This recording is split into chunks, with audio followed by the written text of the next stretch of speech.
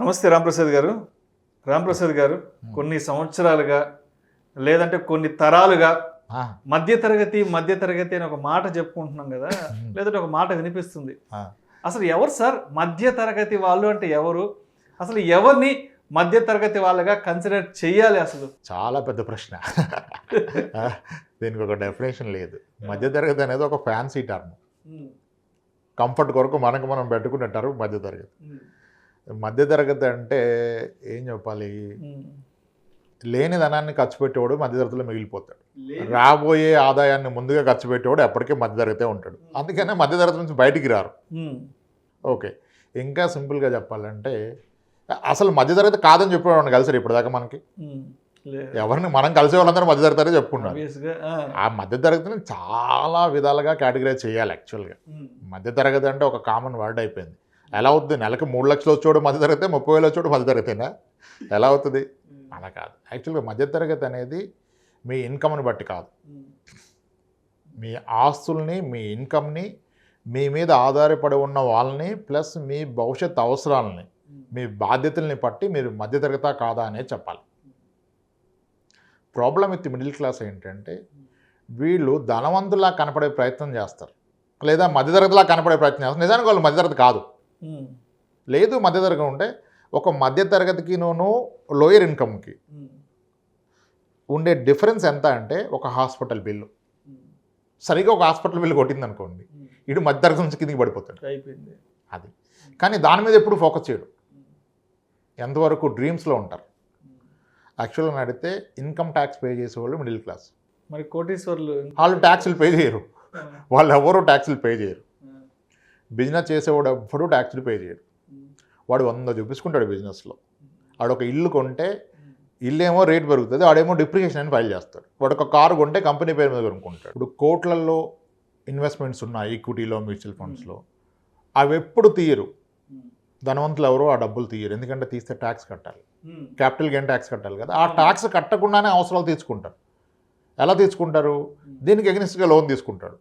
Loan తీసుకుంటే అప్పు కదా, నీ మనీ నువ్వు తీసుకోలేదు కదా, నీకు ట్యాక్స్ పడదు. ఆ లోన్కి ఈఎంఐ కట్టుకుంటాడు. అంటే అతని అసెట్స్ ఏమో 14, 13, 15లో పెరుగుతూ పోతుంది. ఆయన ఏమో 8-9% లోన్ తీసుకుంటాడు. తీసుకొని మళ్ళీ ఈ లోన్ని కట్టే అమౌంట్ అంతా ఆయన ఖర్చులో చూపించుకుంటాడు. ఓకే, ఇయర్ కాస్త ఎక్కువగా వచ్చింది అంటే కంపెనీ పేరు మీద ఒక అసెట్ కొనేస్తాడు. కొనేసి అది ఖర్చుల్లో, కంపెనీలో పెట్టుబడి కింద. సో ఇలా ట్యాక్స్లు ఎవరు ధనవంతులు ట్యాక్స్లు కట్టరు. అసలు చాలా తక్కువ కడతారు సాధ్యమైనంత. డివిడెండ్ డిస్ట్రిబ్యూషన్ ట్యాక్స్ స్టార్ట్ కాగానే డివిడెండ్స్ ఆగిపోయినాయి చాలా వరకు మేజర్ స్టాక్స్లో.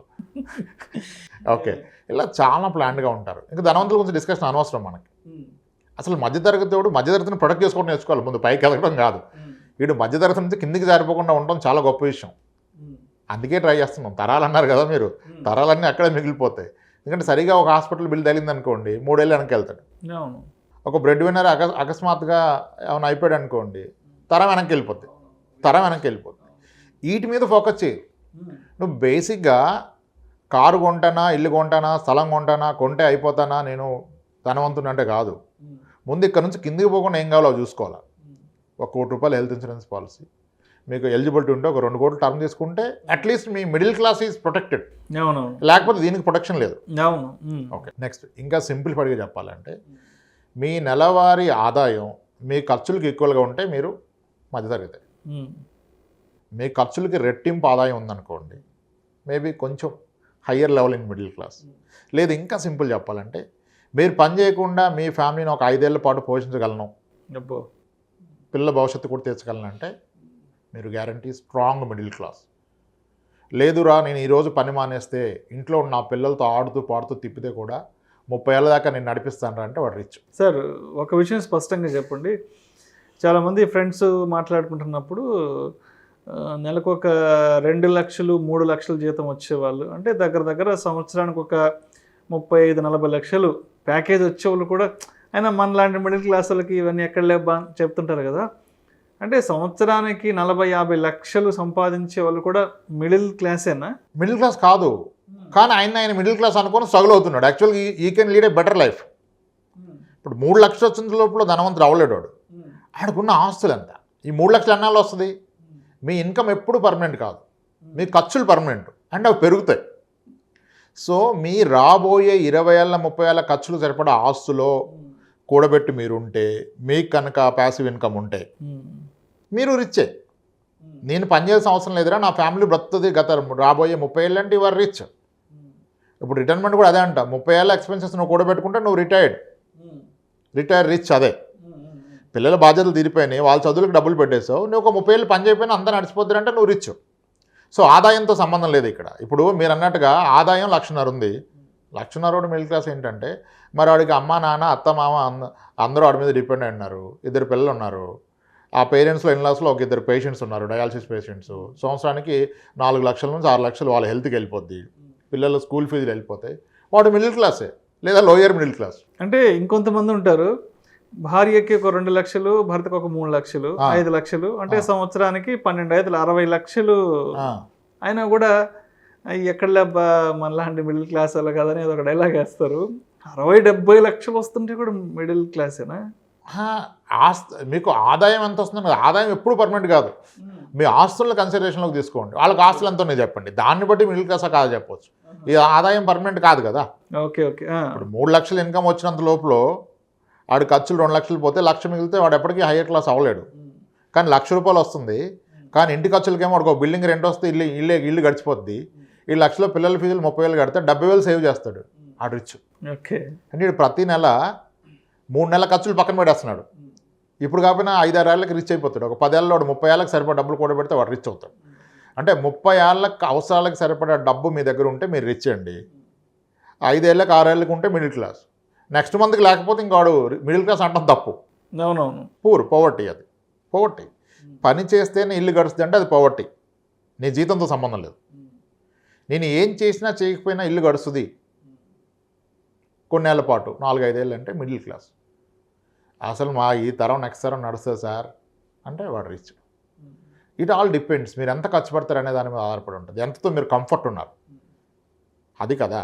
ఇప్పుడు ప్రాబ్లం ఏంటంటే జనాలకి చాలామంది రిచ్ అండి, కానీ వాళ్ళకి రిచ్ అన్న విషయం తెలియదు. ఆడు మిడిల్ క్లాస్ అని మిడిల్ క్లాస్ లైఫే బ్రతుకుతాడు. కొంతమంది మిడిల్ క్లాస్ కాదు, కానీ వాళ్ళ కాళ్ళే బ్రాండ్ వేసుకుని మిడిల్ క్లాస్ బ్రతుకుతాడు. దీనికి ఎగ్జాంపుల్ చెప్తాను. ఒక క్లయింట్కి 40 ఎకరాల పొలం ఉంది. 40 ఎకరాల పొలం, ఒక రైస్ మిల్ కూడా ఉంది. ప్రపంచానికి అంతా వాళ్ళు రిచ్, అంటే by asset they are rich. 25 కోట్ల ఆస్తిపరులు. కానీ వాళ్ళకున్న వాల్వా కార్కి ఇన్సూరెన్స్ కట్టడానికి 75,000 ప్రీమియం లేక తిరుగుతున్నాడు. పాలసీ ఎక్స్పైర్ అయిపోయింది కానీ డబ్బులు లేవు.